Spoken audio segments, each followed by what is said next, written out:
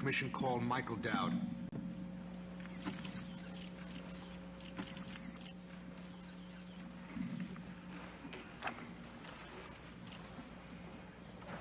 Please remain standing, Mr. Dowd. Raise your right hand. I'd ask the chairman to please administer the oath. Mr. Dowd, do you swear or affirm to tell the truth, the whole truth, and nothing but the truth in the course of your testimony during these proceedings? So help you God. I do. Thank you, Mr. Dowd. Would you please be seated? Mr. Armeo, you may proceed. Thank you, Your Honor. Mr. Dowd, I'd like you to please keep your voice up and speak into the microphone so that everyone can hear you. Were you once a police officer of the New York City Police Department? Yes, I was. How long were you a police officer? 10 years and 5 months. Mr. Dowd, during those 10 years as a police officer, did you use your authority to commit crimes and acts of corruption in violation of your sworn duty to uphold the law? Yes, I did. While you were in uniform and on duty, did you commit thefts? Yes. Did you commit extortion? Yes. Did you engage in narcotics trafficking? Yes. Did you protect drug operations? Yes. Did you engage in personal drug use? Yes. How many crimes and acts of corruption do you estimate you committed as a New York City police officer? Hundreds.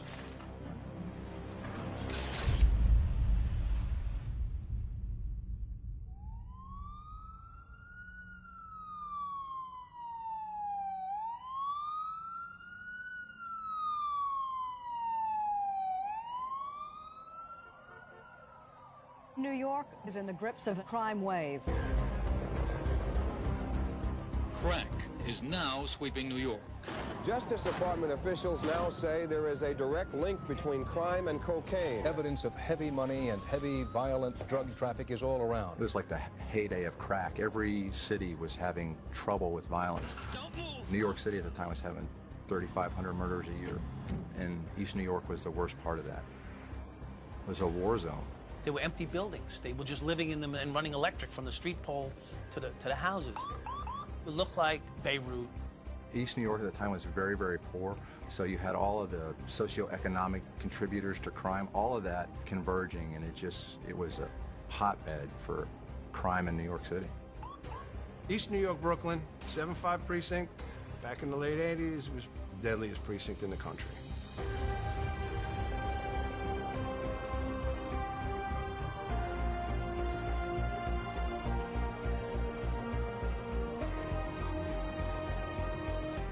The 7-5 precinct runs north to south from Jamaica Avenue to Starrett City. Every year we led the city in homicides. We led the city in police shootings. There was a captain there who would take a Polaroid photo and say, "Give this to your wife so she'll remember who you were." It was the highest murder rate in the country in a little 5-square-mile precinct. You had the fucking gangbangers and the drug dealers, and you could be sitting in the radio car in one corner and hear shots going off 100 yards away behind you. Who the fuck did I burn to get put here? It would scare Clint Eastwood. The radio doesn't stop. It's one call after another, after another, after another.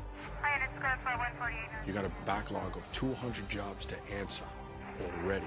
So you handle one job. Now you're down to 199. No, the calls are still coming in.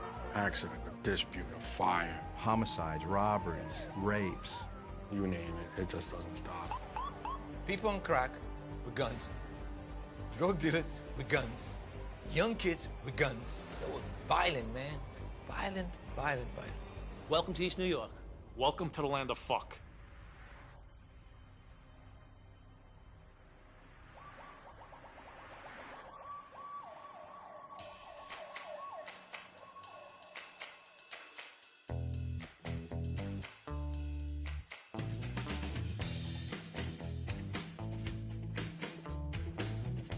My name's Ken Urell. Grew up in Roselle, Queens. Irish Catholic. Catholic school for 12 years. My mother worked in Manhattan as a bookkeeper, and my father was a construction worker. It wasn't a dream to become a cop. I became a cop because I really had no direction in life. It could have just as easily been a fireman. But to test that came out first was the police officer test. So that's the test I took, and I did well, and I was called right away. I was called before I was 20 years old. We got a gun and shield, and I get assigned to the 7-5 precinct, East New York.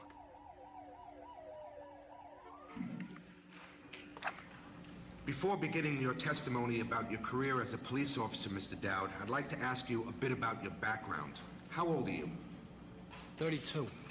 Are you married? Yes, I am. How long have you been married? 8 years. Do you have children? I have 2 sons. Are you from the New York area? Yes. What county are you from? Suffolk County. Will your family be listening to your testimony here today? Yes. When did you enter the police academy? January 26, 1982. Did you receive integrity training at the academy? Some, yes. What do you mean by some? We had visits from internal affairs officers. The life in the academy is sort of like going to a parochial school, and if you look back at it. It was a building time, a time to build a camaraderie with the guy next to you, the guy, whatever side of you started to form a bond as a unit. Did you personally treat it seriously, the integrity training? No. And based on your conversations with your other recruits, did they treat it seriously? No, that's how we all formulated our own opinions from that. And based on what you could see, did the instructors treat it seriously? Not at all. I recall having internal affairs giving a lesson to the class. And after the individual left, our academy instructor looked at us and said, now, you can go that way or you can go this way. You want to be a successful cop, you don't go that way. And this is the academy. I didn't even step on the street yet, and I'm being told, side in this direction with whatever you got to do. Cover your ass. That was the biggest thing. You cover your ass so that you don't have to deal with internal affairs. Mr. Dowd, in your experiences in your first year, did you come to learn what it meant for a police officer to be quote-unquote good? Yes. Could you tell the commissioners and the public what it means to be good in the police jargon as you know it? Well, being good is a cop that would never give up another cop. A cop that if he witnesses something go down, he's 100% behind anything a cop does, no matter what it is. We began to form a bond at that early stage. If you said blue, I said blue. You said green, it was green. I don't know, if Johnny says it's green, I saw green. You always took the side of the cop that was with you, because he was the only one that was going to back you up when you needed help. Mr. Dowd, in a precinct like the 75th precinct, did it become particularly necessary to forge bonds with other police officers there? Yes. Why was that? Survival.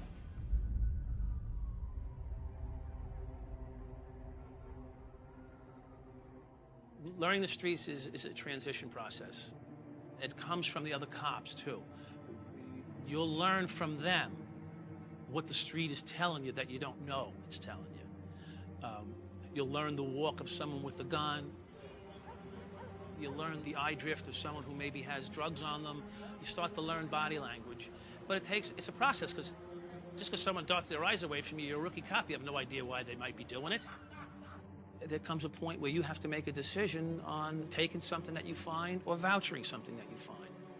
Phoenix 251410, transmit on check. In the beginning, as a good rookie cop, you're going to voucher what you find, no matter what it is.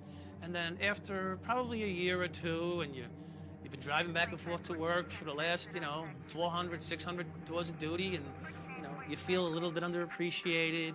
You feel like no one really cares. You're really not stemming the flow of crime like you thought you were gonna. And all of a sudden, you see an opportunity come along, and, eventually, one day I was hurting for money, and I just took a risk, and I pulled over a motorist who happened to be an 18-year-old mystery. Back then, it was called a Puerto Rican mystery. No license, no registration, no plates, no nothing. But but he had a nice thick stack of $100 bills on him. And I said to him, you know, I like, you got about, you know, $1,500 to $2,000 worth of tickets here. So I suggested that if he bought me a nice lobster lunch, I could let him go. And with that, he promptly took a couple $100 out of his wallet, left it on the back seat, and pulled out of the car, and I drove away like I was gonna get arrested, and I didn't, and I won.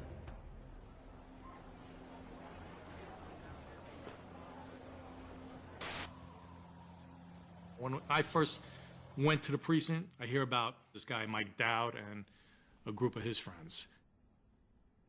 They had a reputation. They were fucking out of control.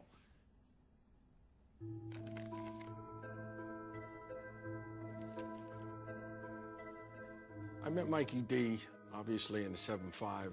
Every now and then we would be paired up. First time I knew I could trust Mikey was we had handled a walk-in at the precinct. We take this woman over to her house. Her husband's there. He's beating me. Can you just get me in the house? I want to get some clothes. Chickie and I roll up. We walk up the fucking staircase. Man in his 20s, Rastafarian, dreadlocks, answers the door. He sees us, and it looks like his world has just ended. So at this point, we know something's on. The woman runs in. She grabs a couple of bags of clothes or whatever, and she runs out. She's gone. So Mikey grabs the guy. We get him pinned. As I got him on the floor in his living room, there was a bag as big as a fuck. It was Gigantic bag of fresh marijuana. a 55-gallon drum. That's the size of this bag was filled with marijuana. Couldn't even tie the top. Stalks were sticking out of the top of the bag. I go, Chickie, under the fucking couch. He goes under the couch, pulls out a duffel bag. I open up the bag. The thing was loaded with money. He pulls out 2 guns. I go, what else is in there? He goes, cash. He takes the fucking bag, closes it, and puts it back under the couch, takes the 2 guns out. I go, what are you doing? Fuck the guns, there's cash in that bag. I don't know how much money was in there. Minimum 20 large, 20,000, 25,000, around there somewhere. So I look at Mikey, he looks at me. And I guess right at that point right there, I knew I could trust Mikey, and I knew he could trust me. So we peeled off about $8 grand, whatever we took from him. Left the house. I think Chickie took the 2 guns because he's a gun buff. We tell the guy, you know, this is your lucky day. You know, you're getting off scot-free. It's a good score. Yeah, absolutely. I got 2 months' worth of paychecks in my pocket, and now I'm thinking, you know, all kinds of stuff runs through your head. Is this a plant? Did anybody know anything? Where's the woman? Is this a setup? All of a sudden she ran out, started to become paranoid. This is not what cops are supposed to do. It's fucking over my head a lot. I was certainly nervous, but, you know, after a couple hours went by, I wasn't too worried about it. Well, the guy says you took his money. Prove it. You have me on video? You got me on tape? Audio? Anything? No? Well, his word against mine. And I'm a cop. Things began to change when I started to find money and drugs at different locations. I was in control now. That gave me the real feeling of being in control. I've been throwing this shit out for years. Now all of a sudden, it's a moneymaker. I'm like, okay. A kid had done a stick-up on Fulton. He ran home, hid in his house. We knocked the door down, went inside. I knew we were in a coke house, triple beam scales everywhere. So I hacksawed this briefcase open. I stuck my hand and I ripped out this bag. A plume of fucking white powder was flying. I said, pay dirt. Bags. I'm putting bags in my coat. At the time, it was $30,000 a kilo for coke. So we know if we had a half or a 1, we're getting $20,000 at least. And I took the money and bought a condo in Myrtle Beach. I love the golf, and I know Myrtle Beach was a golfer's haven, and it's on a beach.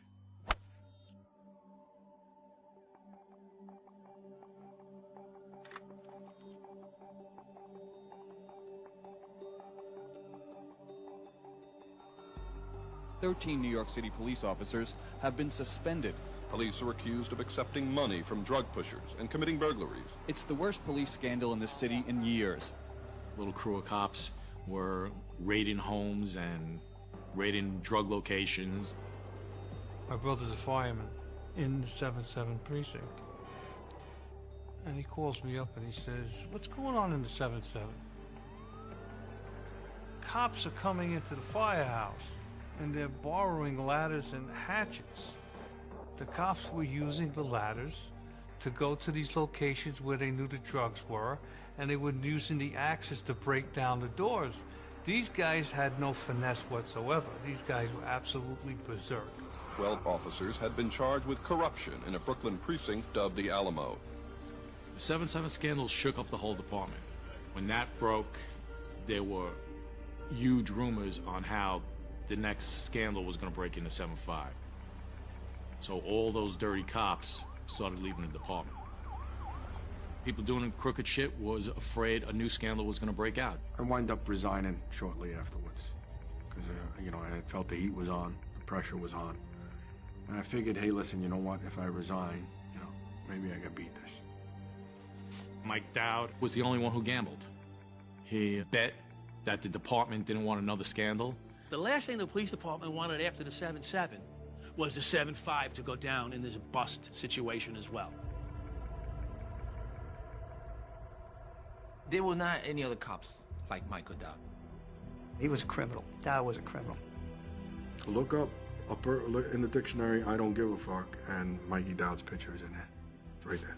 Michael Dowd was a crook who ended up wearing a cop's uniform. I heard the rumors about Michael, you know, being dirty. A once-in-a-generation corrupt cop. It don't fucking bother me. The normal person that's doing wrong is going to have a fear of being caught. It's not Michael Dowd. Michael Dowd did not have any fear. I never had a fear about getting busted because the cops around me would never give me up.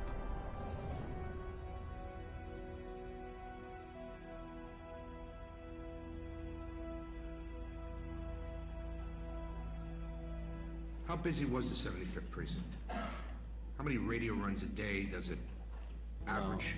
Police officer handle? I averaged about 250 calls a month. And in a precinct of that nature, you just mentioned a moment ago that it was particularly necessary to forge bonds with other cops because of survival. What do you mean, that you protect each other on the street? Yes, very much so.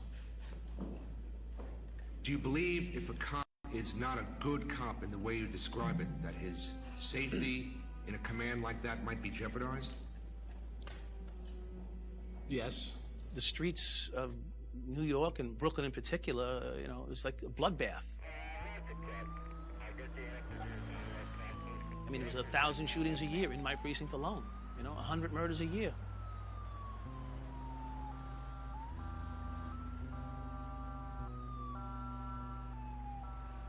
You want to go home at night. So part of going home at night is the guy that's with you, you got to trust him. About 2 years working into the 7/5, I had an opening in my car. Kenny was griping that the only one left around was this Michael Dowd. He was trying to find himself a partner. I was on the no-good list, so he wouldn't work with me, because he had heard all the stories. I actually went to roll call. I said, stop putting Dowd in the car. I don't want to work with him. And it fell on deaf ears.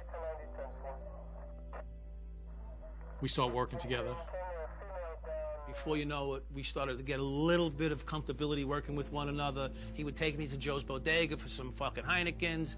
We make a personal connection about our wives. We got married at the same time. We're both around the same age. We had sons at the same time. There was a real personal connection there. You know, I gained his respect, and then his trust. And it came to a point, I says, why don't you make this official? And at some point he goes, you need a partner, I need a partner, you know.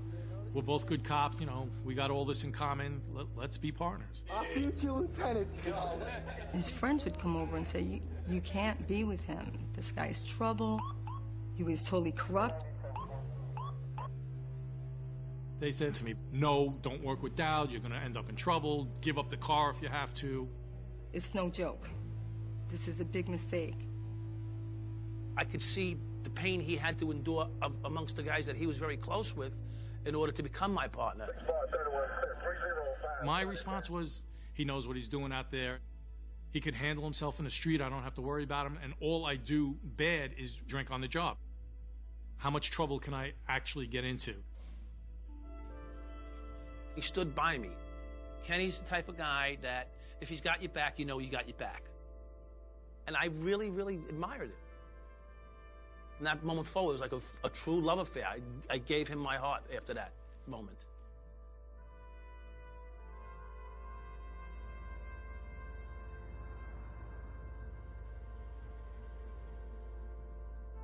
Do you believe if a cop is not a good cop in the way you describe it, that his safety in a command like that might be jeopardized? Yes. In what sense? Well, if a cop isn't good, you might be more slow to react to his calls for help, and which are quite a few. Is that particularly true if a cop is known as a rat or a complainant or someone who talks to supervisors? Definitely. More so. Even more so? More so.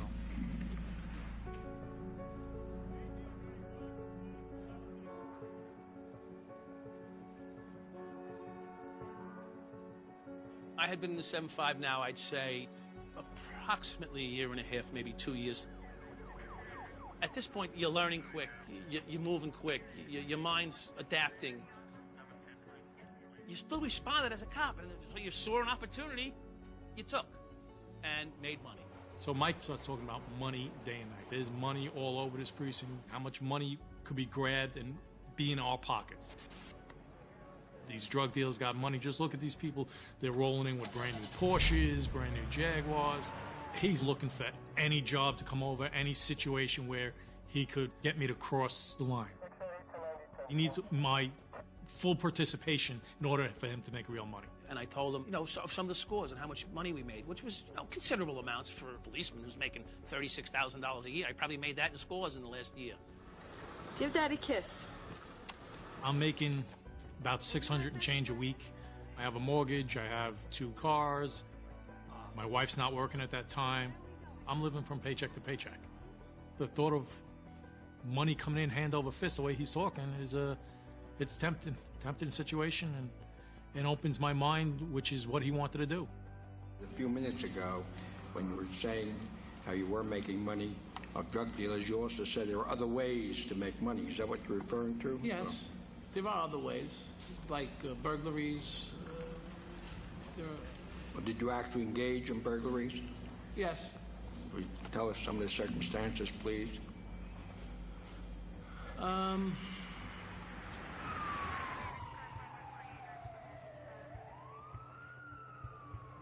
job comes over the radio. A woman's house down the block was burglarized. We get to the place, and there's this high school age girl standing outside her front door, and we start going through the whole place. Find out there's no burglars in the building. I had gotten a new partner at the time, and I had to prove to him that I was good.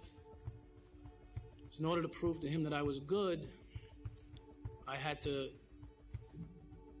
give him some reason to think that to know that I was good. Mike grabs a girl and goes, "Do you know if your parents kept any money or valuables anywhere?" So she called her mother, and her mother told her where the money was hidden, and I found it for her. But she never got it. And he reaches up, and he's feeling his hand around up there, and he goes, "Nope, there's nothing here. They must have got it." And I'm not thinking really anything of it, and we drive away. And Mike reaches into his pocket, pulls out a $100 bill. He goes, "This is for you." I'm like, "What the hell is that?" He goes, "You didn't even see me take it, did you?" He knows where it came from, and he accepted it willingly. And I put it in my pocket. That $100 sat on the top of my locker, on the top shelf, for the longest time. I don't want to say the $100 bill haunted me, but I didn't spend it.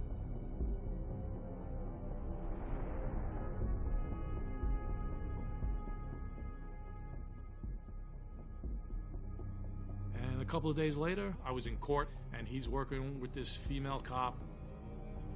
We get in the car, and we get a call for a burglary over on Hageman Avenue. We get to the house. I'm the lead cop into the house. Anti-crime shows up, which is the plainclothes unit for the precinct. I happen to just go by a closet, and in the closet's anti-crime. And the guy picks up a bag. It's a green fucking garbage bag filled with cash. So I look at him, he looks at me. I go, what are you gonna do, bro? Fucking spend the whole day vouchering cash? Just leave it there. Fuck it. So Mike smooth talks anti-crime and explains to them, oh, you got to take all that back. You got to stamp each bill. You got to initial each bill. That's going to take you for fucking ever. Yeah, you're right. He puts the bag down. I go back, rip open the bag, take about $4 or $5 grand, put it in my pockets. I go, because I couldn't take the bag out. There's cops all over the place. We get in the car. Back then, we didn't have cell phones, so I went over to the payphone and called Chicky. I get a call from Mikey. He says, listen, I need you to get over to this address. I was just there. I saw this bag full of money, but I got a new partner, and I'm not doing anything in front of him. I need you to get over there right away while I'm working so this way I can watch your back. I got a bag full of money in an apartment, and I'm keeping an eye on it. I said, Mikey, I'm stuck. I don't have a car at this point. I said, go rent one. Go buy, just get one. You better call somebody. You better steal one. You better do something, but you need to get. So I circled the block for an hour and a half, just making sure no one would go in the house. And this way, any way you can circle the block, I didn't leave that door, basically. And what does the other cop think's going on? I don't. I'm sort of suggesting to her that I'm sort of keeping an eye on the house.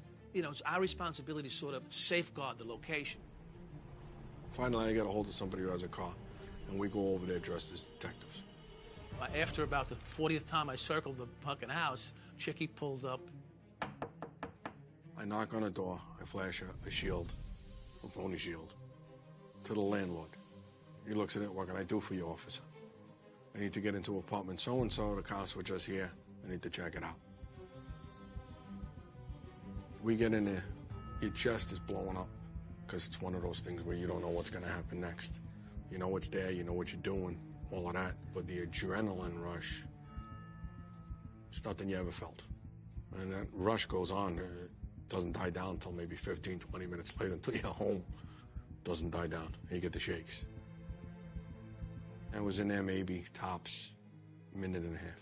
What are you worried about in that minute and a half? Good cop shows up, what do I tell him? I'm not even on the job anymore. You know, I got Mikey handling everything outside as far as any of the units showing up or anything like that. So I know I'm pretty good there. So the only other thing I'm worried about is a bad guy. What happens if a bad guy was? Anything could have happened. I might have had to tune somebody up. I might have been dead.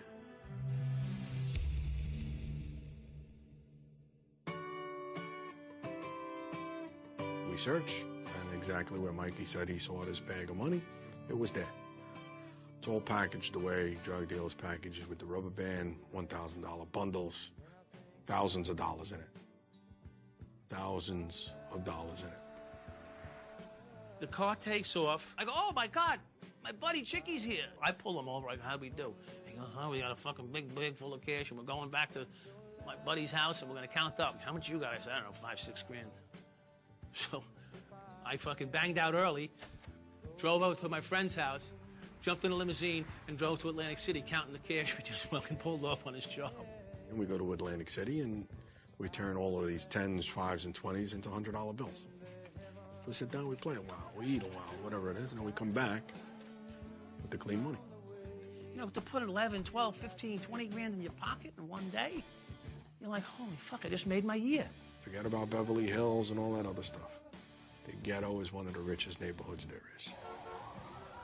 Look what you missed out on. This could have been yours. We could have went back after anti-crime. It could have been just you and me. I wouldn't have had to call them. $50,000? Fuck. Like any cheap cocksucker, he was impressed by the money, and I told him, you know, as far as I'm concerned, if there's 3 pieces of rice on the table, my wife, my kids, then you, I'll go hungry. So that's how I see this. And he went, I'm in. I jumped in head first, man. I went in.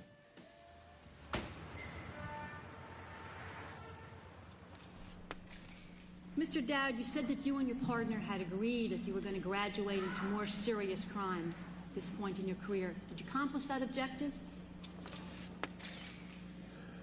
Eventually? Yes. How did you accomplish that objective? Well, what had happened was, you know, through We had a very strong relationship with a local drug dealer. His name was Mr. Perez. I'm driving up Van Sicklet, and on my right-hand side, I see this very attractive Hispanic woman, very slender, red pump heels on, long black flowing hair, standing next to a shiny, beautiful red Corvette. Immediately, I was, of course, drawn to the scene. You got a beautiful woman standing next to a beautiful car. I mean, how perfect could it get? I had my Corvette parked outside, which was my showroom car. My wife was there cleaning the car, and police car stopped right in front of my shop. This dark-skinned Dominican guy that looked like a string bean with long braided hair that came down to the middle of his back come up to the patrol car and say, "Hey, officer, what can I do for you?" I went, I said, "Hey, my name is Baron." He's like, "I don't give a fuck who you are." He kept looking at my wife. Hey, but what's up with this girl here? He goes to me, "What girl?" I says, "This beautiful girl standing here. She's beautiful." He said, "That's my wife." So, in total disbelief, I said, "Get the fuck out of here. That's not your wife." My man, it's taken. That's my wife. And I said, "Holy fuck, I can't believe that would be... Wow, you must be something." And I think he used that as an excuse to come in, too. You know, to get close to me. Baron Perez was the owner of a stereo installation shop. Auto Sound City. In the front, it had a little store where they sell all the equipment, and in the back was the shop where you do all the repairs and installation. Drug dealers are the ones with money. They want 18 speakers and stereos and all types of stuff. The more they can put in the car, the better. So it's obvious that he has connections to drug dealers. I know his clients are drug dealers. He knows that I know his clients are drug dealers. He knows that I know he's a player. He doesn't know how much of a player I am at this point, but he sees the glee in my eye. I looked him in the eye. He looked at me in the eye. We made an agreement as friends. So here I am. I happen across this individual running a proprietorship with nothing but drug money coming in and out of the place all day long. Maybe there's some way we can make money from this. La Compañía, it's a very serious Dominican gang. They made a lot of money. Millions and millions of dollars. La Compañía was one of the most powerful drug organizations at that time in New York City. Jose Montalvo, also known as Cello, was the original leader of the Compañía and was responsible for its operation. Me and my partner are working on the drug side of Cello's organization. Joe Hall and his partner are working on the murder side of Cello's organization. I have a large carton of homicides that I can attribute to La Compañía. Cello saw himself as a businessman. The company was set up very much like a business. They had supervisors, they had workers, they had runners. Runners would take the drugs from the Heights over to East New York, put it in a stash house. Then they had the manufacturing part, where they had the heat sale jumbo 20s for distribution. Their shifts matched the police shift, so if a shift for a police officer was 8 to 4, then his shift at his spot was 8 to 4. For Cello, it meant when his vulnerability was highest, the police presence was lowest in the precinct. The only aspect of it that made it a little different than a business is if in a business, if you mess up, you get a reprimand. In his business, if you mess up, you got killed. Cello was not intimidating to look at, but he has his darkness, you know. He was a brutal guy. He didn't think about it to have somebody killed. He killed a lot of people. The company was very violent. I mean, there were murders of people who were trying to rob them for the money that was at the spot. There were murders of people who were in the company who they perceived as a threat. There were murders of rivals. They brought people specifically from the Dominican Republic to work in New York whose only job was to kill people they saw as a threat. Just by the murders alone, we knew we were up against a really tough crew, really tough crew. Baron says to me that I have a friend, Cello. He has an organization in the neighborhood. He's not too far from here. And he wants to know if you can give me some information about narcotics, if they're going to bust, if they're not going to bust. I tell Kenny that we got to deal with this guy. What Mike came up with was $8,000 a week, and we will offer our services to this Dominican drug gang. Cello.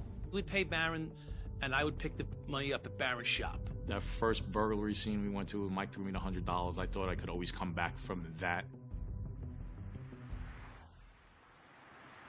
Now we're dealing with a major drug organization, and we're supposed to get systematic payoffs. There's no turning back. There's no becoming a cop again.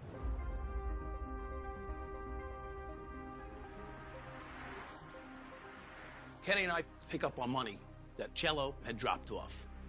We get to my house, counting the money is short. Mike is fucking pissed. They fucking shorted us. They fucking shorted us. I'm a New York City cop. I'm taking a risk of going to jail for a long period of time, and you're gonna short me a dime? There's a line he cannot cross. Mike was mad, Kenny was mad, and fuck this and fuck that, and... You're not fucking me. It's not happening. So I sat in front of Cello's drug spot for 4 days, every night. Just sat there, chasing people. Hitting the lights, hitting the sirens, chasing them. Harassing them, pulling them over. He fucking sends a message over to Barron, tell that cop I'm putting a contract on him, I'm gonna have him whacked. Went to work the next day, happened to go down Fulton, right in front of Hale, and here comes his Porsche, pulling away. I had never seen this guy in person, but I knew it was his car. I pulled him over, license, registration. Of course, he doesn't know who the fuck I am because he never saw me. He, complies with my orders, pulls out his license, registration, insurance card. I take it, throw it back in his fucking car, and I go, "You gonna have me killed?" And he looks at me, and he doesn't know what the fuck to do. I'm standing there, I'm in his face, "You're gonna have me killed? Why don't we do this? You get out of your fucking car, and I'll be a real man. You get out of your fucking car right now, and we'll do a 20 fucking pace walk-off, and we'll see who wins. Let's do it right now. You fucking owe me money, and you fucking put a hit on me, you motherfucker?" No. Call it off right now. I never said anything about the money to him. You call it off right now. Or you see how this is for real. This is for fucking real. You can't just tell you putting a hit on a fucking cop and me not fucking come find you. I did. Day one, I found you.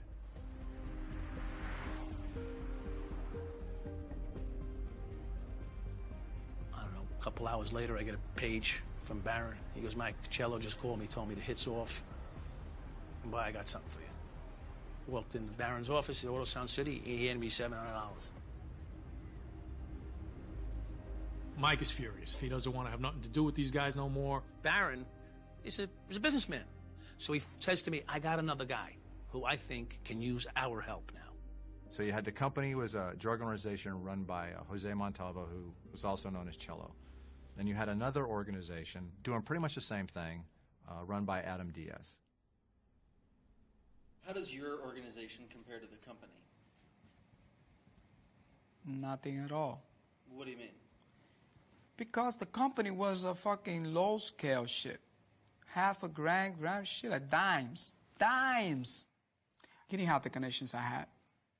I could take him off of the fucking business in a heartbeat.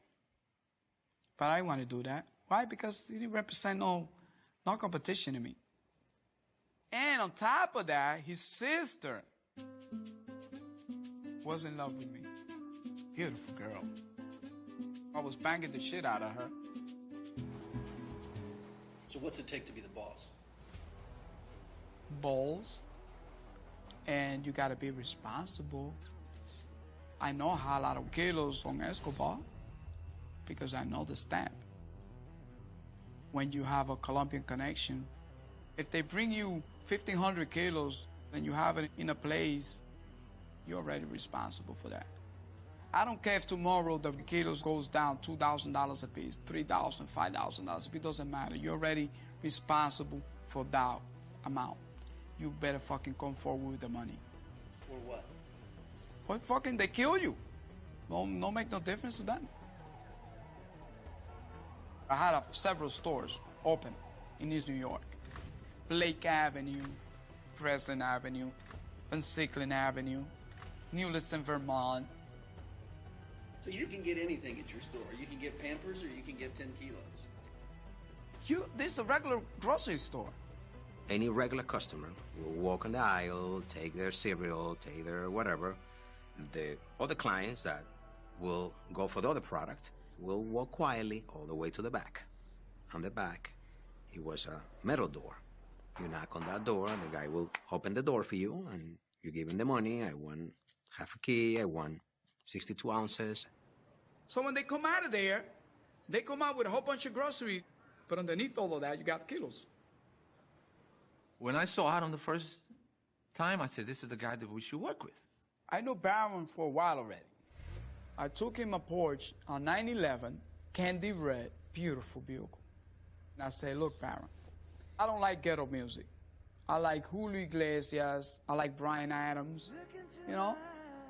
But I don't like those fucking big black boxes with big speakers. I hate that shit. But I want to hear the music. And I says, by the way, don't make any holes on my porch.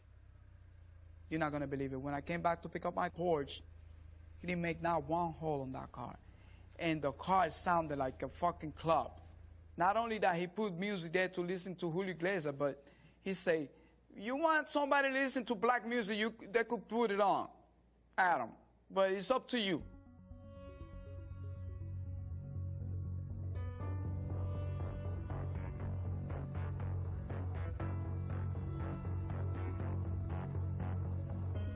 I had 3 fucking machines counting money, and it's still not enough time.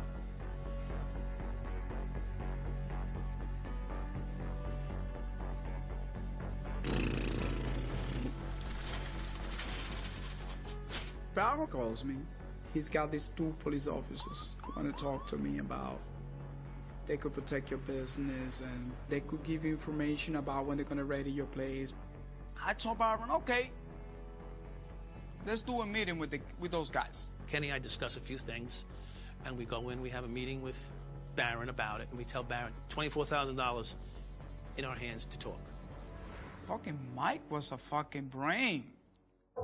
He said, I think it was $25,000 down payment, so he could trust me. I said, no problem. We go in the back room. Baron makes a couple of quick introductions. The first time I saw Kenny, I knew he didn't have that gas to shit in him. He had the cop look where you say, fuck, he's a cop. Mike didn't.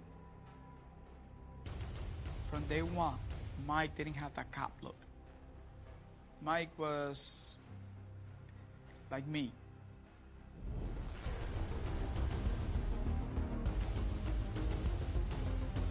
Mike starts laying it down on the line.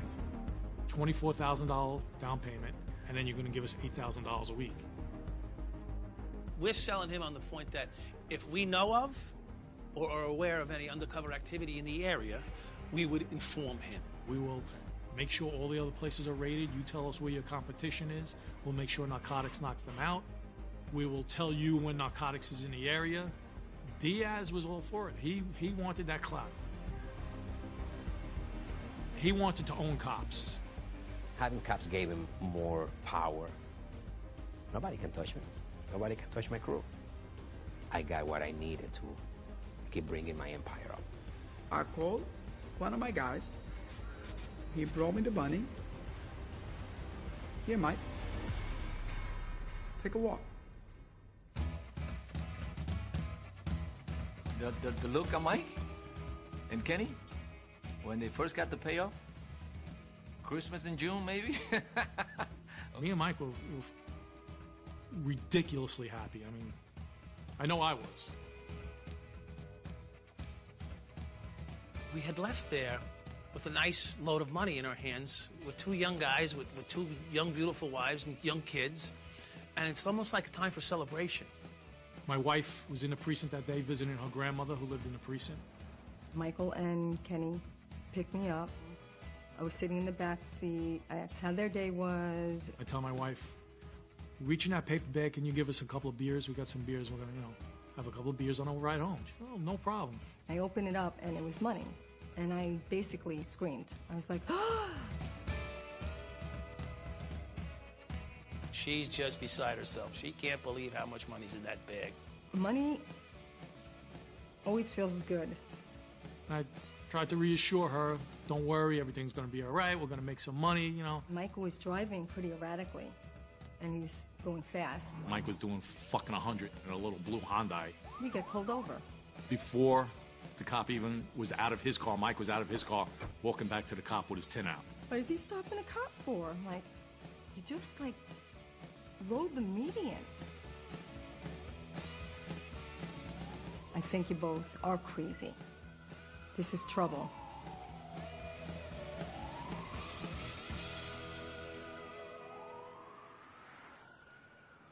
Adam would do his business, i.e. sell his dozens of kilos of cocaine in a day.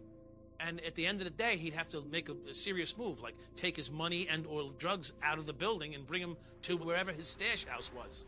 He asked us to ride shotgun for him so that if there were people tailing him, they would see that he had juice, that the police were protecting his moves. No one's going to try to rob him while they see a patrol car 10 feet behind.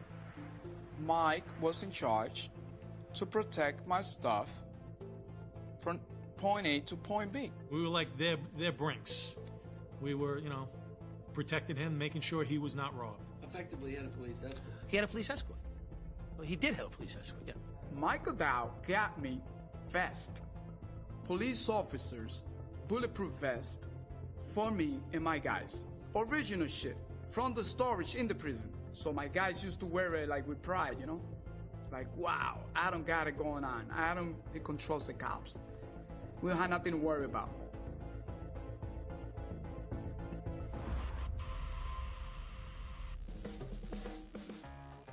There was guys that were competition to me. I'll give you a good example. The guy in front of me. They call him Dominica. Short guy, fat. He think he's a gangster. He's a fucking pussy. He started giving me a hard time. Stealing my customers. Because he happened to be in front of my store, I can kill him. His wife knew me, his mother knew me, everybody knew me. If he's dead the next day, what the fuck is gonna happen to me? The feds coming after me. Can't touch the guy. I say, fuck, what am I gonna do? I say, Mike, I need this guy out of the way, please. So what did Mike did? He parked the fucking police officer car right in his corner. No customers will fucking go into his spot. I say, wow, Mike, you're the man.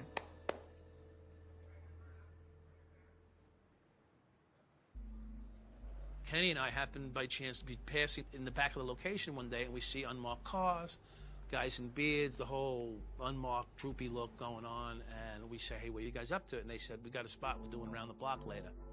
Okay, great.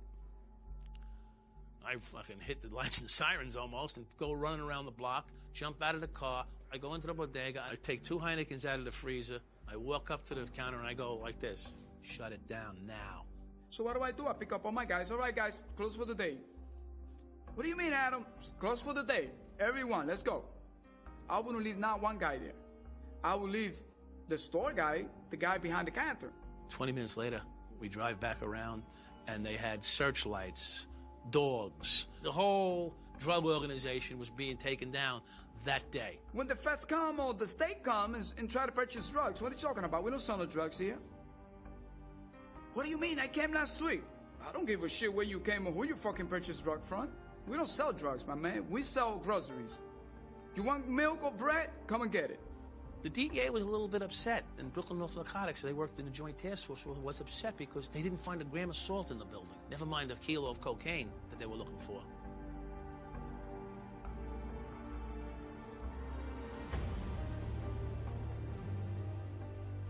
Michael Dow was a very loyal part of my crew. Between me and him was like more like a brotherhood thing going on. Like I could talk to him like I'm talking to one of my first cousins. Baron would call us on a Tuesday and say, your money's here, and it went like clockwork. I'm stunned at the shit I'm getting involved in. It's surreal to me. I'm like almost outside my body. A month ago, 2 months ago, I was a regular cop, and now I'm a criminal.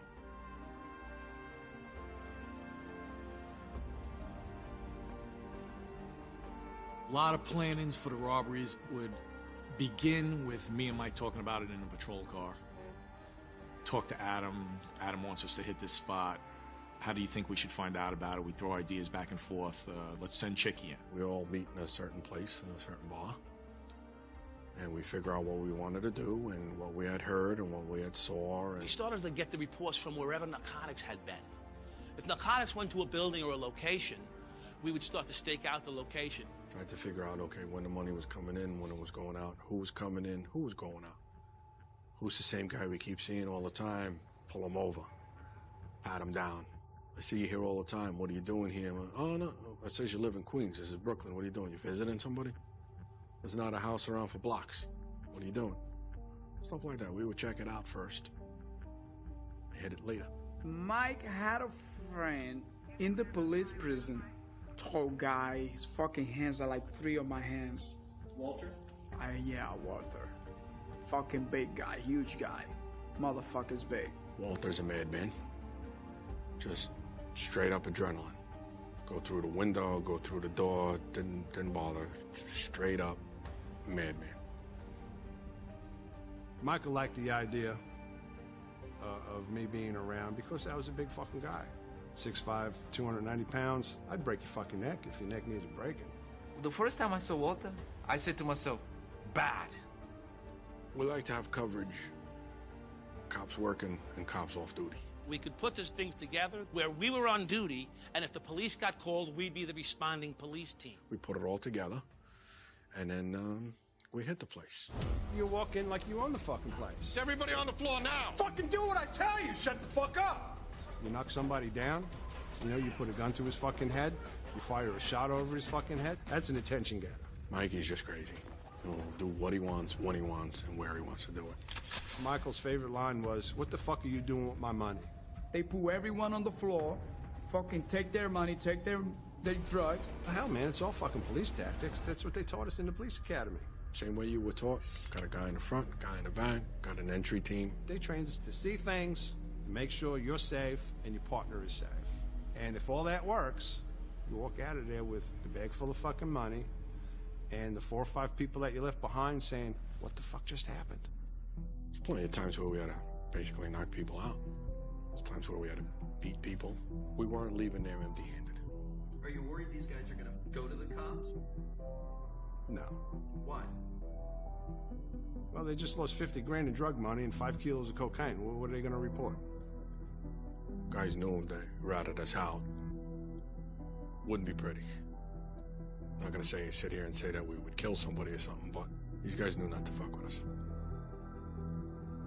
So he went in there, fucking put everybody on the floor, guns in the fucking air, fucking kicked ass. He was his money's worth.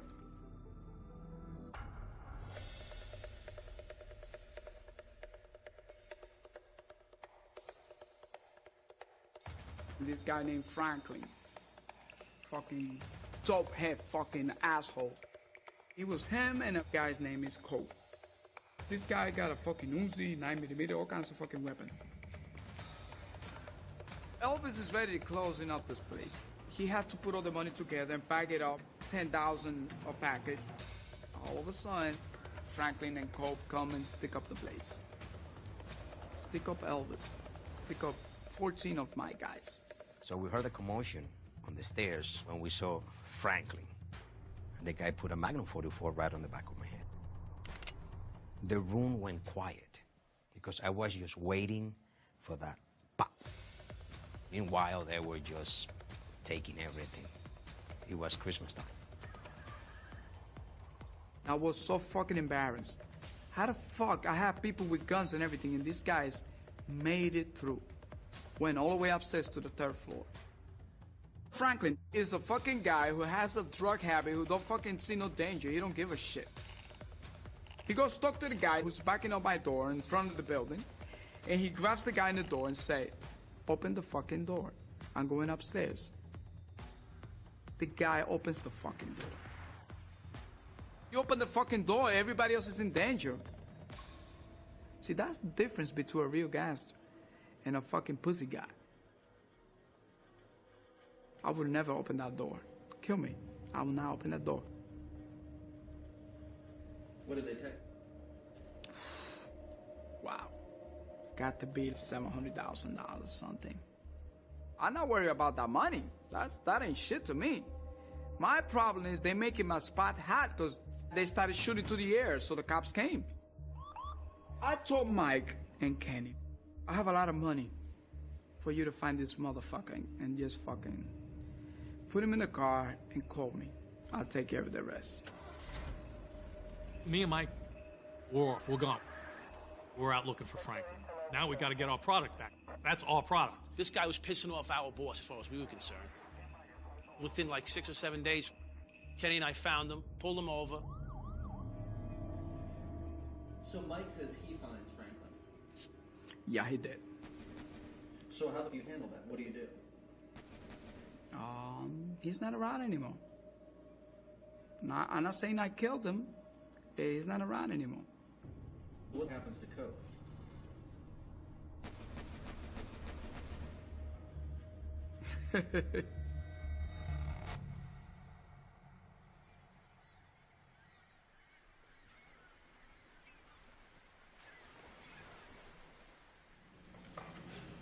Who did you consider to be your primary employer, in fact, at this point, Mr. Dowd? The department who gave you your shield, or the drug traffickers who were willing to pay you because of it?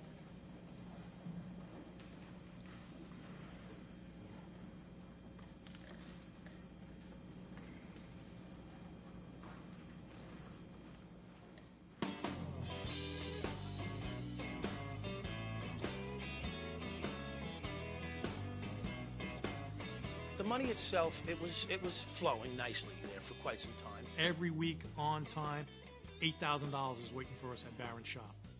So we planned trips around Atlantic City, stopped there with a limousine, and picked it up on the way. Me, my wife, Mike, and his wife Bonnie, Chicken, his wife. We were counting money in the back seat. The girls were all excited. So it really made you feel like, you know, you're there, you've arrived. My lifestyle was pretty good. Trips, jewelry, vacations. Life was good. We were rolling. How important was that New York City paycheck to you at this time? Well, I used to forget to pick it up. Paycheck goes into the bank. Your paycheck pays all your regular utility bills, your mortgage, anything like that. And I had a loan on my Lincoln. There was no reason not to have payments because I had cash to spend on everything else. A vacation, furniture, appliances, you pay for in cash. Kenny and Michael's experiences just brought them closer and closer together. Thought of him as my brother, my best friend. Like many good partnerships, you have to have a yin and a yang. You can't have two exact same personalities. You always let someone take the lead. He let me, and he did the paperwork. He's rock solid with the numbers. Kenny writes down every lottery number. Every Sunday, he writes down the lottery numbers. Does he play the lottery? No.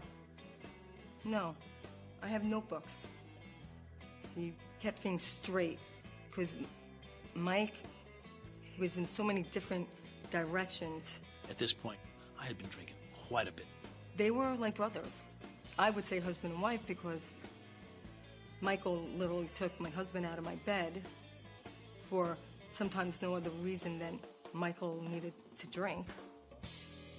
What about your lifestyle at this point, Mr. Dowd? Could you tell the commissioners and the public what kind of car you were driving at around this time? 87 Corvette. I'm like, what the fuck are you doing? We're making $600 a week. You can't afford a brand new Corvette. Michael, don't ever, ever bring that car to the precinct. Don't drive this fucking car to the precinct. The next day, he brought that car to the precinct. The reason I drove the Corvette to work was my wife and I had a deal. 2 weeks of a month, she gets the Corvette. 2 weeks of the month, I get the Corvette. It happened to be my 2-week period where I had no other car at the time. So it was either drive her car, which I didn't have a car. I gave it to Kenny. It takes a lot of fucking men to deal with this fucking guy all day long in that car. Mike was fucking nuts. I trusted Kenny implicitly. I knew that he would go against his own friends for me. Many aspects of gaining and building that trust and that bond just continued on a daily basis, and we never one time said no to one another. Without Kenny, he wouldn't function. You know what I mean? But if Kenny would bring a whole bunch of cops and say, Adam, forget about Mike. This is the guys that are working with me. I would say no. Without Mike, you're not welcome.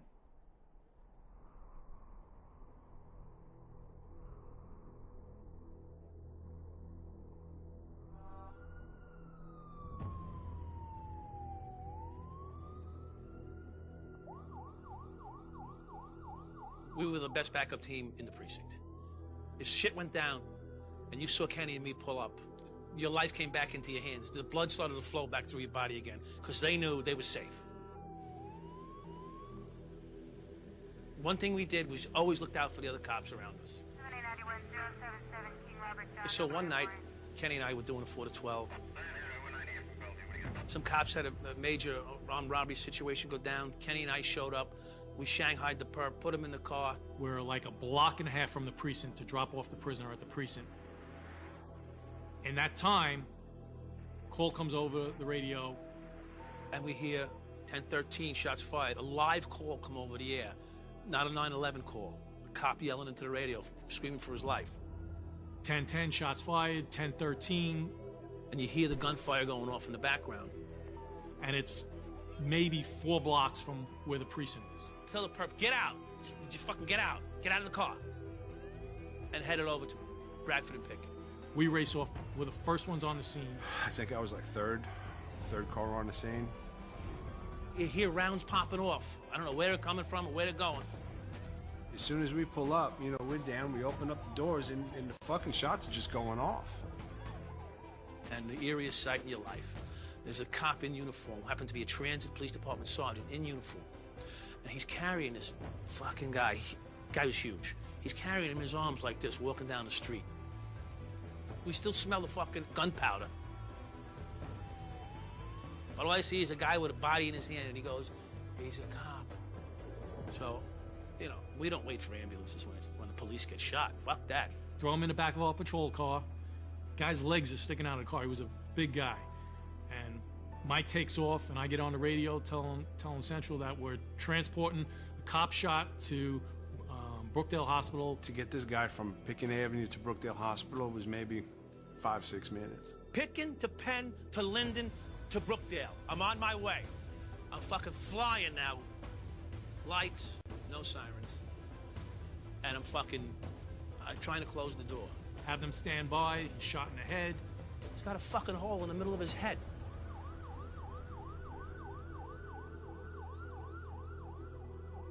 We're screaming over the radio, get somebody at Brookdale Hospital to call and tell them we're bringing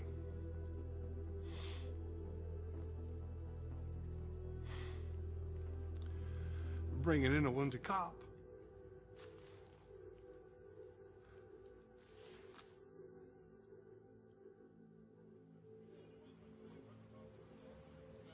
A New York City transit officer was killed last night in a spray of bullets from automatic weapons.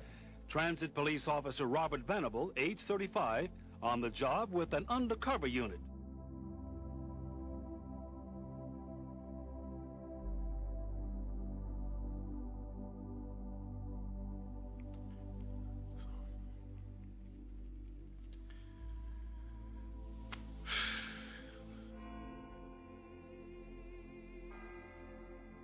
I was hit with a lot of guilt after Officer Venable was killed. I wanted to feel the pain, and I did feel the pain for him, but I had that sense of shame mixed in with pain, that I really don't deserve to share that pain with him because I wasn't loyal. And you know when they kill a cop, how it is. Mike was so depressed about the whole fucking deal.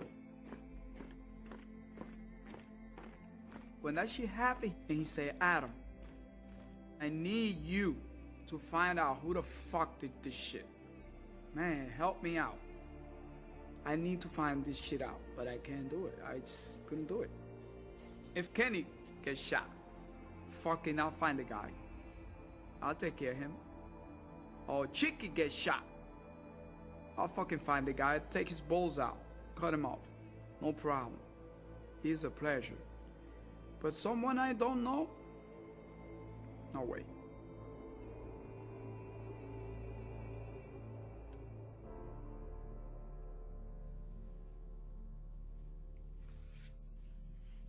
You get worked up telling these stories, you know?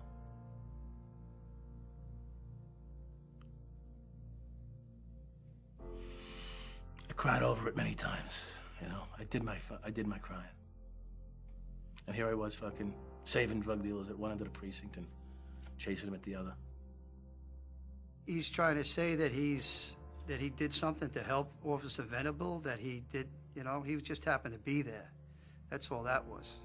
He talked about that like he's a real cop because he took the, yeah. No.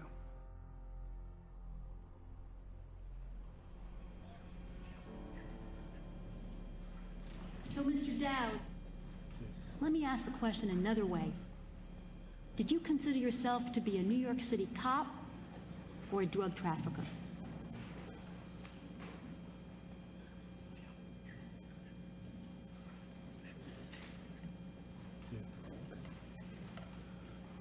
Well, it's both.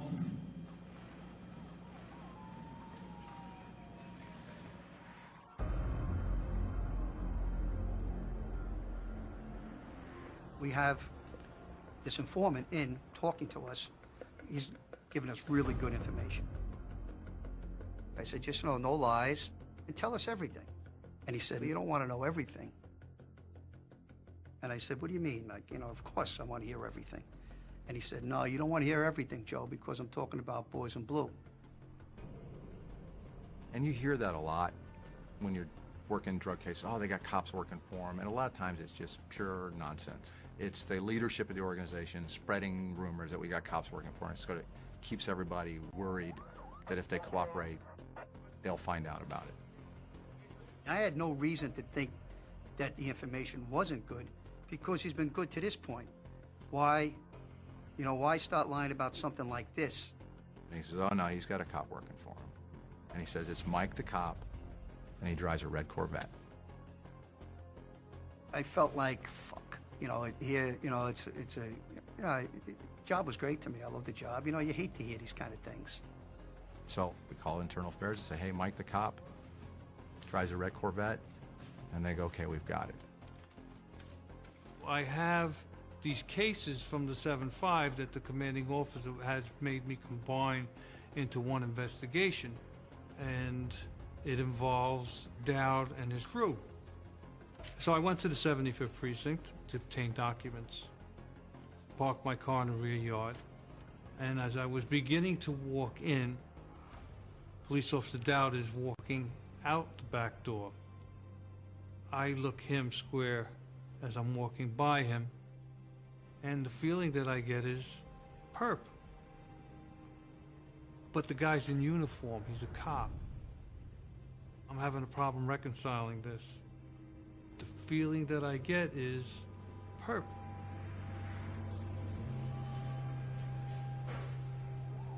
What I begin to do is observations, following them on duty, following them off duty. And it's a very precarious thing to do. Remember, they're cops. If you're going to follow somebody, you have to try to do it, obviously, without them knowing that you're doing it. And it's not like TV. You know, the guy pulls out of the parking space and you're 3 car lengths behind him and they never see you there. Yeah, it just doesn't happen like that. Michael Dowd had a red Corvette. He would pull out of the 7-5 precinct and he'd run every red light, looking into the mirror the entire time.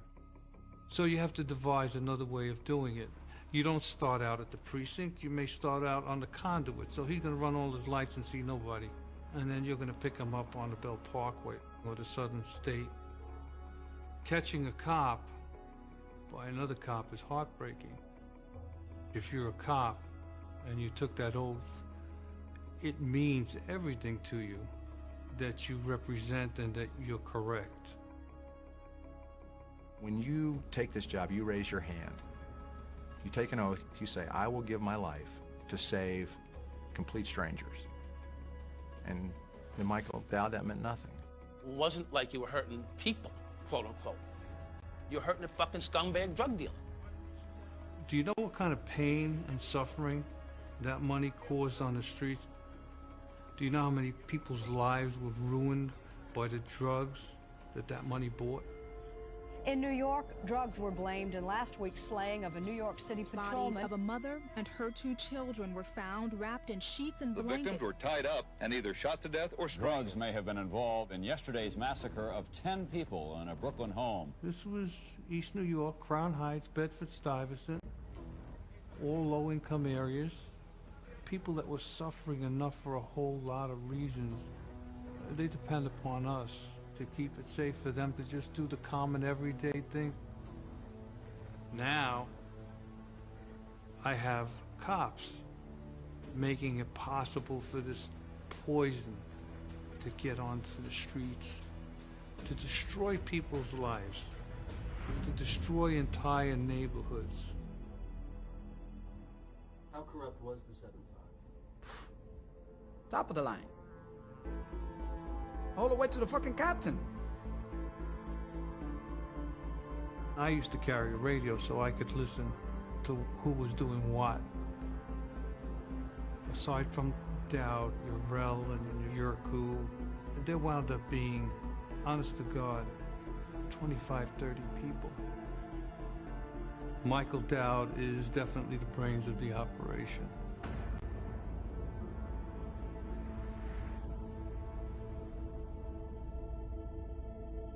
We started to look for other avenues to make money. We decided to distribute cocaine out on Long Island. We were purchasing large amounts of cocaine from Baron Perez and Adam Diaz. We used to stop at my house on the way home to drop off the coke. It was like huge bricks of glimmering primo cocaine in my kitchen. My wife was disgusted, disappointed. You know, we got enough money. We don't need to be doing this. Please stop. At this point, we had some nice cash sitting around the two of us. So why don't we just back a cocaine operation financially? We enlisted one dealer and set him up in business. They mainly had this guy, Harry, distribute it. Harry didn't look like the brightest kid, not slick, not especially smart. Harry was selling, half a kilo a week out of a bar in $50 envelopes. There's never enough. There's never enough. I was using the undercover name Brian. I had a beard, I had a ponytail, earring. I got information about a subject named Harry. The money was rolling in. He just kept wrapping it up and putting it away. Your feeling and your reaction to the fact that indeed you weren't questioned and you weren't in any way caught during the course of all these dealings, did that, for instance, somehow embolden you to do more in this area? Did you feel free about what you were going to do? First of all, there was times when I was shocked that I got away with so many of these things. I didn't know what stress was. I just lived it. Fucking greed. Also, mind you, I was becoming heavily addicted to cocaine and alcohol. So my inhibitions were down. And some personal problems I've been going through, too. So all that combined, it certainly shocked me. I don't know how sometimes I showed up for work. I wasn't scared of the money coming in, but the drugs in the car, we're gonna get fucking arrested. I don't know how Kenny honestly felt about me doing it. He's becoming wired, he's becoming paranoid. I don't think it bothered him so much. On January 2nd of 1992, I made the first cocaine purchase from Harry. When I went undercover, he sends the coke to the lab, where quantitative and qualitative tests is done on the cocaine. It comes back 95% pure. Somebody who's been pure coke in Suffolk County. Based on your personal knowledge, why weren't other police officers in your command turning you in? Because I'm still a cop. Cops don't turn in other cops. He's doing coke as fast as he could get it from Diaz is as fast as he's doing. He's probably doing more than he's selling. Even when the person they're depending on for survival is doing lines of coke in the R&P, is drinking daily to the state that, as you said, you're sometimes a fall-down drunk, even then, they remain silent? Cops don't want to be labeled as rats. Cops depend on one another to survive out there. Kenny talked to me one time and said, Adam, Mike is crazy. He's going crazy. He's sniffing. I said, what? I know know he do his little fucking blow sometimes in a while, but... Fuck everything, fuck them, fuck this. I'm gonna do what I want. And that's how he lived and worked in the 7-5. You felt like you were God. Say, no, he's fucked up. He's fucked up. He's a dope head. Invincible. So it's like, fuck, how do I stop this guy? He never acted afraid. He never showed himself to be afraid. I consider myself both a cop and a gangster. That's why I knew he was no good. And that was going to be the end. Thought it was getting too close, you could quit. You find out when you're in the middle of the game, quitting ain't too easy. The game keeps pulling you back in.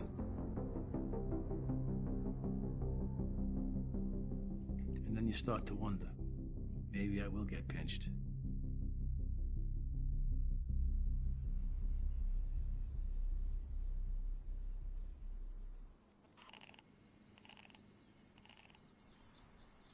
One Sunday morning, we go to my parents' house for breakfast. Pack up the kids in my car. Say hi. My wife gets in the car. I start driving down my block to the corner. See a white car. Someone in it. Sitting there on the corner on a Sunday morning is that typical undercover cop car. Mike, did you see that? And I'm watching my rearview mirror the whole way. They pull out from the curb and start following behind me. But I'm not worried. No coke in my house. I'm like, Ken, they don't need to have a scale and cocaine in the house to bust you for dealing drugs. It was like 7:30, 8 o'clock in the evening. I had seen a couple of cars following me. I knew something wasn't right. Harry owes me cash.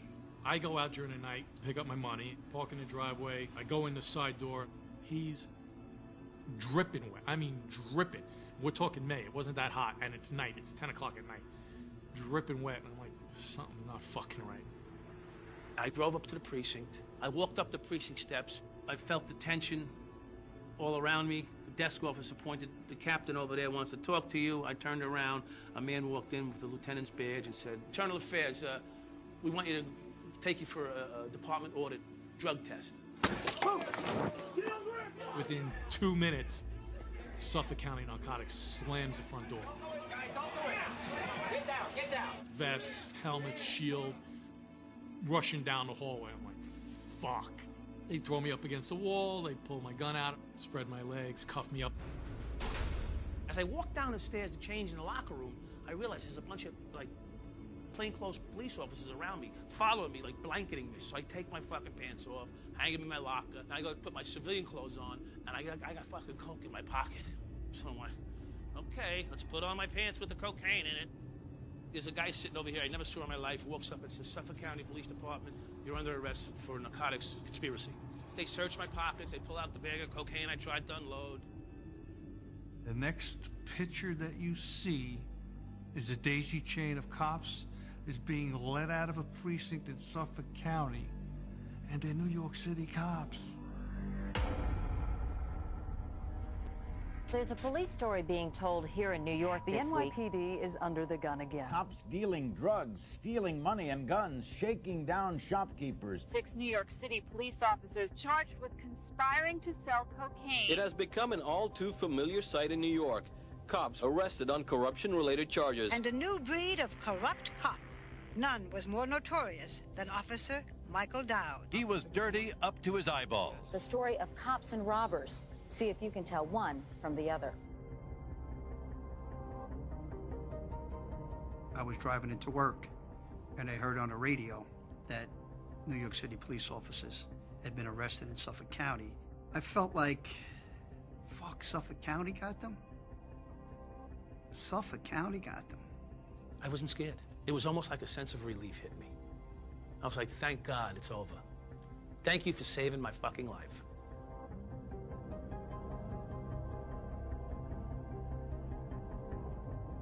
Nothing was off the table with me at that point in my life. It really didn't make sense to me what was happening. I was so used to winning. every day. I would beat these people for 5, 6, 7, 8 years. This is just another obstacle I have to learn to get around, and I will. In my mind, I was going to get around this. Here we are out on bail. It's about a month after our arrest, mid-June sometime, facing 25 to life for drug trafficking charges. It was my insistence that we try to develop a plan on how to minimize the damage at this point. There's a Colombian living in my house in Brentwood. He said, leave the fucking country. You're doing 25 to life in the state. If they fucking hammer you, you're done. You're done. He knows I'm in a spot. Comes to me and says, are you interested in doing a hit at this woman's house on Avon Street in Queens? There's a drug lord whose wife is holding on to a large sum of cash and cocaine that they owe this Colombian that's staying in my home. So the plan is to grab this guy's wife, kidnap her, grab any money and drugs in the house, turn her over to the Colombians for execution. What's in it for me? He said, there's several $100,000 in cash and at least 10 kilos. He has his whole plan to flee bail with a kidnapping and murder scheme. I said, Kenny, this is my plan. Are you in or you out? He pounds his hand and goes, we need to do this thing. He says, I'm in. Well, that's all I wanted to hear. I mean, my life was in turmoil. I don't give a fuck. It's me and Kenny back together again.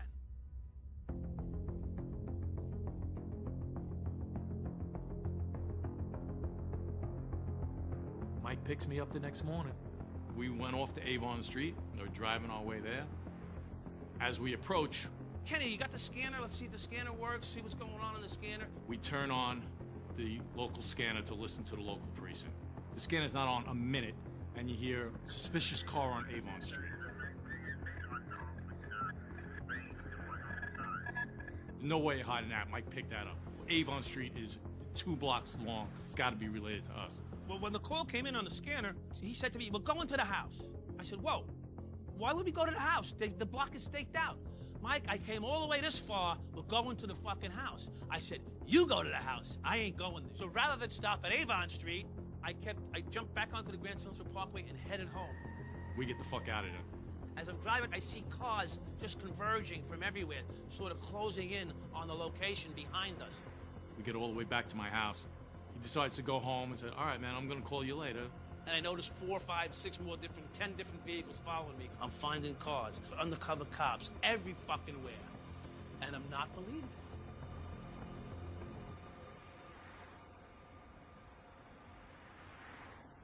I went home, walked in the door, looked at my wife. She says, oh, by the way, Dory told me last night that if I never see you again, remember I love both you and Mike. I said, she said that to you? You didn't tell me this last night? She goes, well, I didn't think it was important.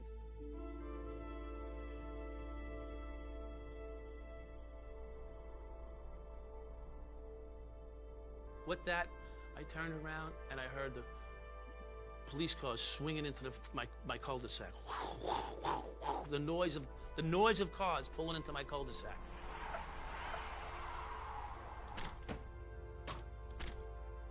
When they walked in my door, I knew it was Kenny.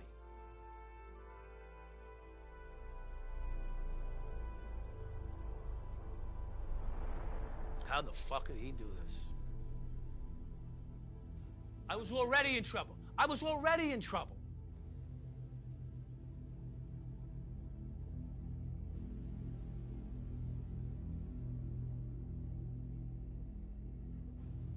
We decided to approach the person who appeared to be, from our information and from the Suffolk County case, the less culpable of the 2 individuals. And so we reach out to Kenny Urell's lawyer. Kenny's attorney brings him in. I ask him his full name, what's his wife's full name. I get all the background information, and it sort of sets him at ease because now he's in a routine of answering questions. Then I throw out the name Baron Perez. And he looks at me, gets a shocked look on his face. They did not know at that time that there's an ongoing federal criminal investigation that goes back years. They had been taping Auto Sound City, Baron, Michael Dowd, drug transactions that Michael Dowd bodyguarded for the drug dealers. They had informants inside. The whole thing. They even had me on tape. Kenny's attorney's going to tell him, your exposure just went from whatever the state was going to give you to now you're looking at this in the federal system. And he's going to have a come to Jesus moment.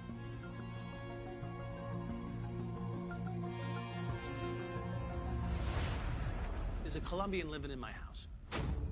So the plan is to grab this guy's wife. I said, Kenny, this is my plan. Are you in or you out? You've literally lost your mind. We're not fucking doing that. Kenny spoke to Marty, our lawyer. I go to my lawyer, I let him know what's going on. He goes, you can't allow something like that to happen. Kenny, it's Rico. You're looking at 25 years. You're going down. You have to give him up. You have to. That was, clear that I need to start working with the DEA, and I decide to cooperate with the feds. Mike Trosso gets me a micro recorder, and at that time, 1992, a micro recorder was, that fucking big. It was big. Big enough that if you're wearing it, you're self-conscious. I go, holy crap, I got this big piece of equipment on me. We're gonna wire your phone in case Dowd calls and talks on the phone. Every contact, as much as possible with Michael, has to be on audio or videotape or both. I don't want to wear it anywhere on my chest because we normally hugged each other and gave each other a kiss when we met each other. So I came up with, I'll wear it behind my calf. I got muscular calves and I'll ace bandage it. He had it was like a little smirk. I'm like, I'm freaking out over here. My wife's like, what could you possibly be smiling about? I'm like, I feel like a cop again. Really? I'm just praying I get to see you again. And, when I hugged him like I wasn't ever going to see him again. That this is probably going to turn horribly wrong.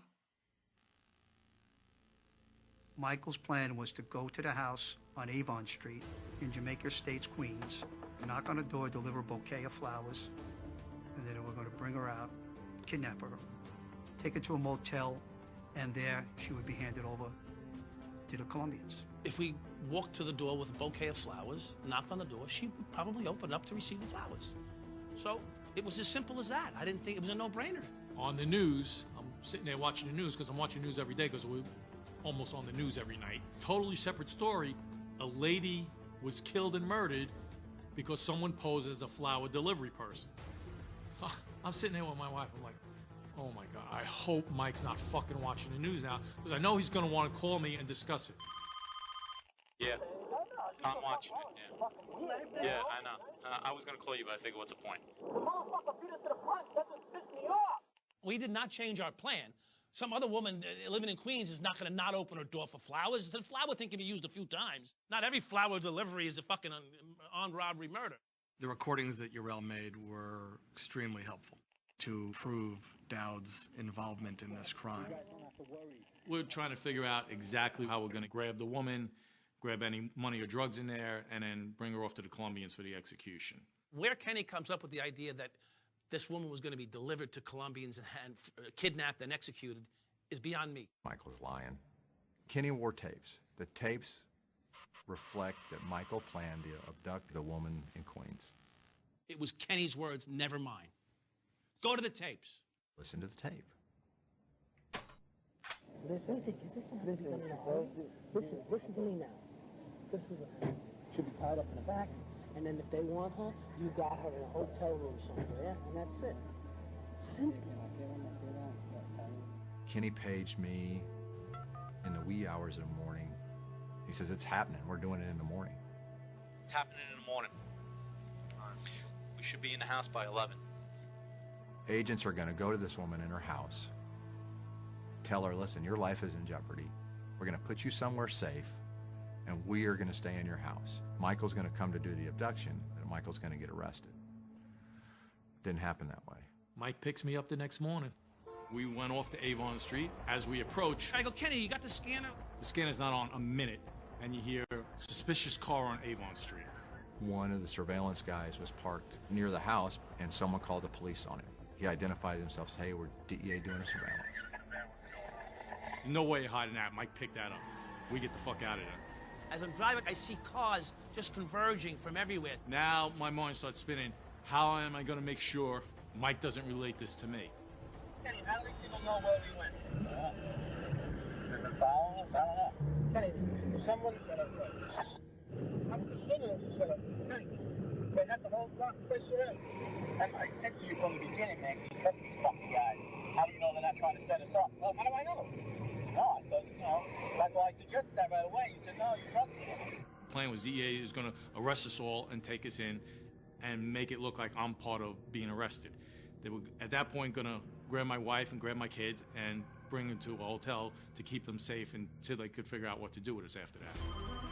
Trasta called me and he said that I need to get out of the house. Got fucked up. We don't even know where Kenny is. I'm like, what do you mean you don't know where Kenny is? My wife has bags packed at the door ready to go, waiting for the DEA to pick her up and save her. I had to wire him, and now they're coming back? We get all the way back to my house. I went to go into his house. He told me, hold on, I gotta check on, see if my wife is dressed. Kenny never stopped me from seeing his wife dressed or undressed. Now all of a sudden he's gonna check. I was very suspicious. Holy shit! I'm running. I grab those bags, I run as fast as I can. My wife is thinking on the fly. She hears the car pull up in the driveway, the door's closed.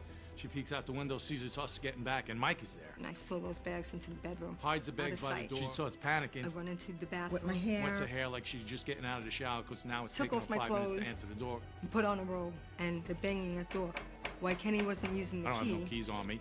Walked in the house, the fucking house was empty. Looked around, where's all your furniture? Oh, you know I'm selling the house. Yeah, but why would you empty the fucking house out?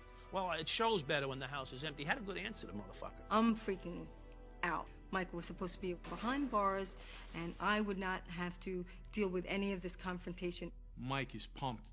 Door, we came this close to being arrested. We were this close. Someone ratted us out. They knew we were there. I'm like, how the hell could they know that? He decides to go home and said, all right, man, I'm going to call you later.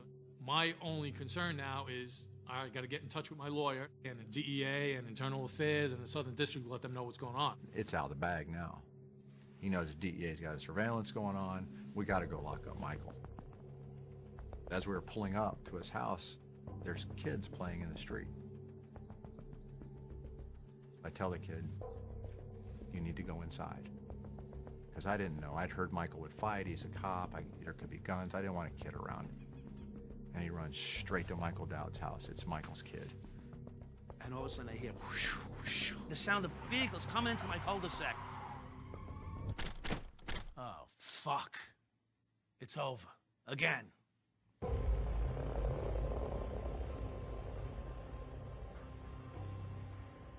How the fuck did he do this? I didn't consider myself being a rat because a rat, to me, was a rat gets caught doing something, and then in order to get himself out of trouble, you tell on someone else. I was already willing to accept my sentence. Why would Kenny do this to me? Why would he put a wire on? Why would he fuck me like this? You want to say, yeah, I ratted on you about a murder and kidnapping scheme? Okay, I'm a rat. In my eyes, I saved a woman's life.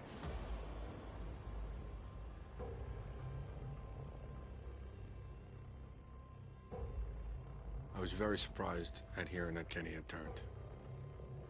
You know, he could say he did it for his wife and his kids and shit like that, but I haven't had to turn my head around once today. I got no worries. I didn't rat on anybody. I just can't see going through life turning around, looking over my shoulder to see a face that I don't want to see anymore. Ain't nobody gonna crash me in the back of the head because of something I said to the police or a journalist. If Kenny would be Mike's real friend, he would have just fucking do whatever for him, including time.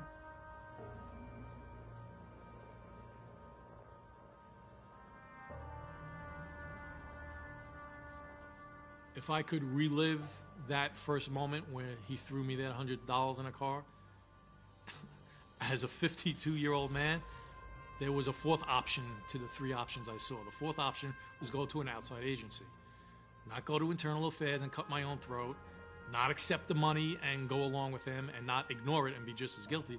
The fourth option, which I never saw as a kid, was go to an outside agency.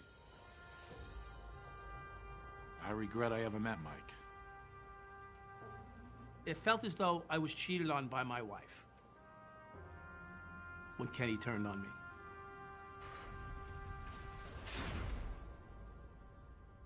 I missed it.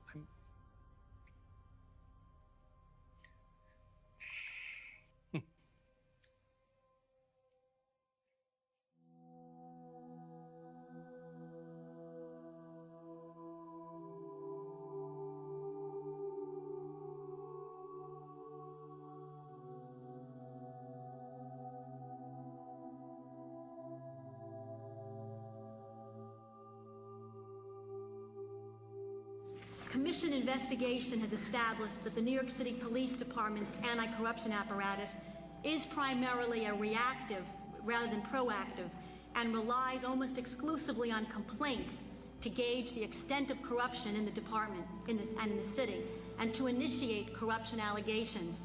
I'd like to point out the significance of this, which is that the majority of corrupt acts committed by police officers therefore go undetected and uninvestigated by the New York City Police Department.